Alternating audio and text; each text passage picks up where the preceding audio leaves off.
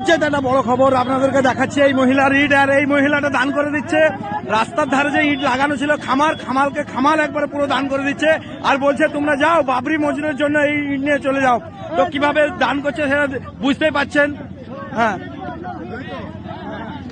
সবাই সবাই সবাই সবাই এক একটা করে ইট নিয়ে চলে যাও, এটাই। আর উনি নিজে থেকে বলছে যে আমার ঘর করার জন্য ইট ছিল, কিন্তু আমি বাবরি মসজিদের জন্য দান করছি, আর তোমরা সবাই আমার এই ইটটা হাতে হাতে করে একবারে নিয়ে চলে যাও।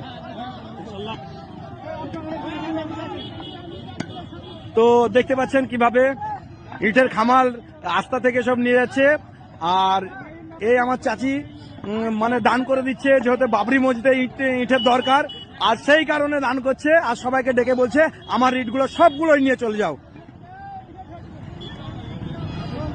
তো আপনি কি উদ্দেশ্যে দান করছেন? আমি আল্লাহর হস্তে মসজিদ হবে বলে দান করছি। ও, এটা আপনি ঘর করার জন্য নামাইছিলেন? হ্যাঁ, ঘর করার জন্য জানাতে আমার বেটা সেই খবর পেয়েছে, বুঝে মা হাতে হাতে ইট দিতে আমাকে। ও, তাই আপনি হাতে হাতে ইট দিয়ে দিচ্ছেন। ও, তো আপনি অনেক খুশি, আর ইটগুলা দিতে পেরে মানে হ্যাঁ অনেক খুশি।